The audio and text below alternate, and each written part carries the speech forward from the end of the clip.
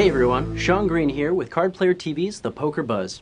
Today we've got 2009 Card Player Player of the Year Eric Baldwin in the studio to talk about a $200,000 donation that he made recently that made headlines, as well as what life has been like in the short time since he took down poker's most prestigious title, Card Player Player of the Year. All right, well, thank you very much for joining us today, Eric, and congratulations on the Player of the Year title. I haven't talked to you since you won. Thank you very much. So, obviously, this entire video is really about the $200,000 that you donated for your kind of alma mater's baseball team. Mm-hmm. Can you tell me, you were quoted actually in one of the publications that reported on it as saying, "I wouldn't have had nearly the success that I've had in poker if it weren't for the Whitewater baseball program." So what exactly did you mean by that? Well, I 100% mean that. I mean, the lessons that I learned coming through that baseball program have transitioned into the difficulties you face when you're playing poker for a living.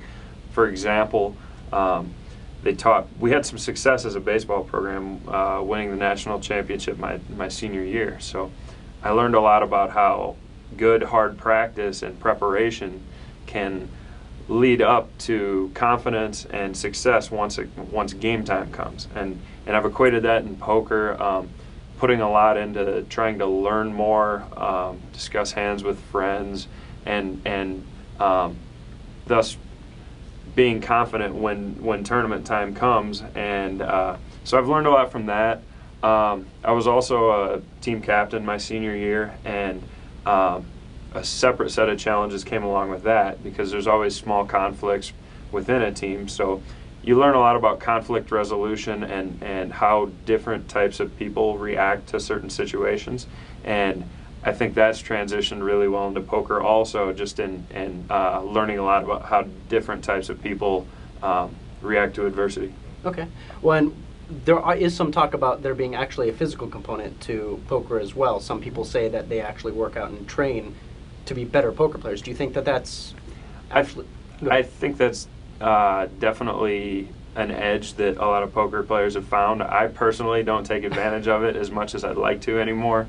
Like, I'm nowhere near in the shape I was back when I was playing, but yeah, I absolutely think there's something to that.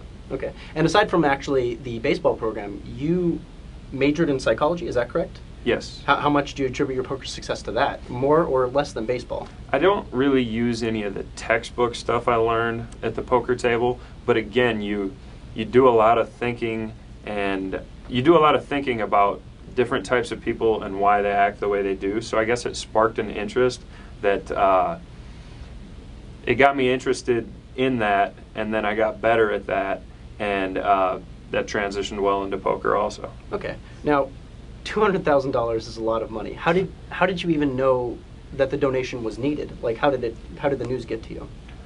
Well, I had talked to my former coaches about giving back, and they kind of put me aside. They wanted me to be a little further into my career before they'd accept something from me. So how long ago had you even brought up giving back to them?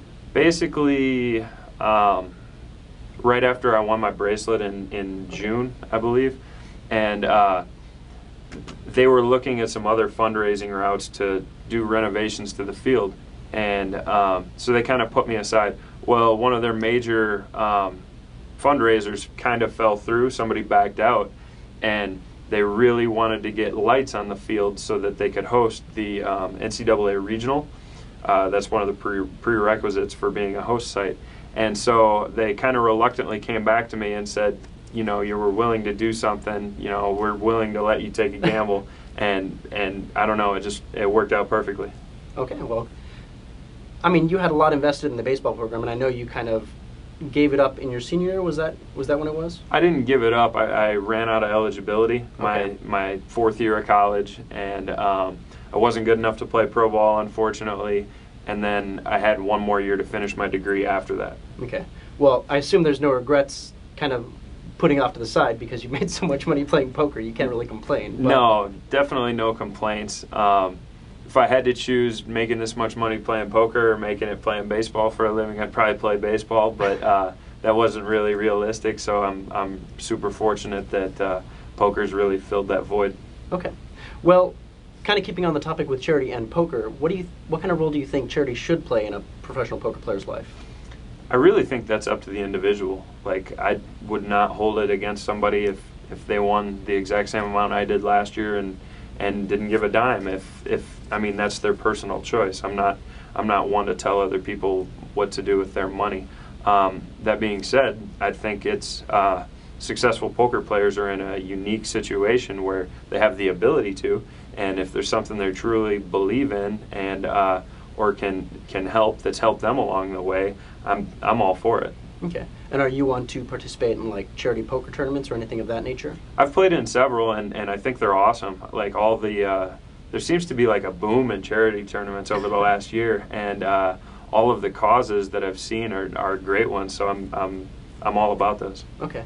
Well, it's only been about a month since you were officially crowned the Player of the Year. I mean, you knew kind of late December after the 5 Diamond or 5 Star concluded. But what kind of changes have you seen in your life since then? I mean, what opportunities have you gotten?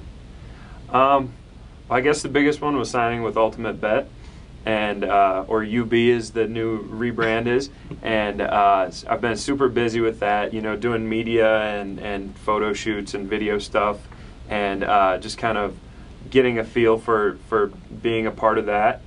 And there's also been a lot of media obligations, and I've also been trying to take some time away from poker just because of how much I played the last 6 months. I kind of got the itch to start playing quite a bit again now, but I kind of forced myself to step away from it for a little bit just because I knew how much I really played in the last 6 months. Right. And so basically, if you get the ball rolling again, you'll keep going with it, try to win back-to-back titles. But that's a long shot. Any given year, you know, you might not even have the chance. But yeah, we're gonna get back on the live grind here pretty soon, and hopefully have some more success. Okay. Now I wanted to jump back to the UB sponsorship. Congratulations, by the way. Thank you.